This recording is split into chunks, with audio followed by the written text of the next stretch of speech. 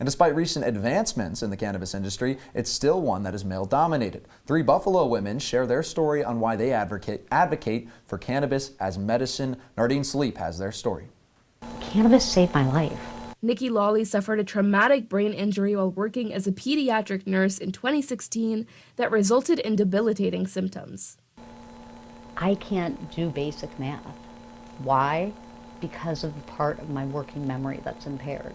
Nikki was ready to give up. I lost who I was. I lost every sense of purpose, passion, and being. I couldn't go on. I almost took my life. Ended it. But just 20 minutes across the U.S. border, Nikki found the medicine that worked for her. I literally became a medical cannabis refugee in Ontario, Canada, because that's where I found access. I couldn't bring it home, so I would literally live day to day to try and just be able to go to Canada for that trip. Before the legalization of cannabis in New York State, Nikki was hiding a secret behind 3 closed doors. She was growing cannabis in this very room in her basement. And we just passed our 2-year anniversary that cannabis has been legal in New York State.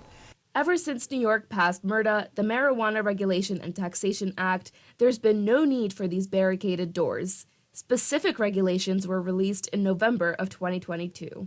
The revisions, they have told us that we should expect them in mid-May. And then once we have the revisions, then they have to go for another public comment period of 45 days. These laws being especially useful to Missy Fogarty, who suffers from anxiety and depression. I was helping my husband's PTSD. He's a Marine.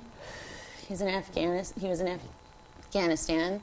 You have flashbacks. You go to the 4th of July, and a firework goes off.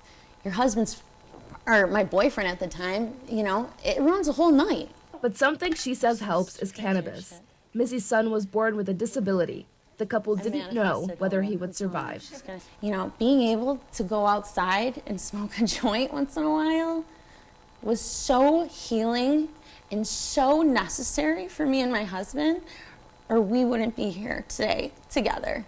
Which is one of the reasons why Missy and her husband Derek started their podcast, The Pothead Parents, which is aimed at educating those interested in cannabis.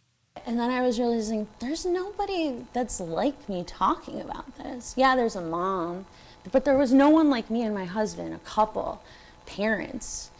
Educating others is Nikki's goal too. I have 180-degree changed my position on medical cannabis because I became a patient. My mission and my purpose is to help others understand cannabis is medicine. The medicine that these women say can change lives. Nardeen, Saleep, CitrusTV News.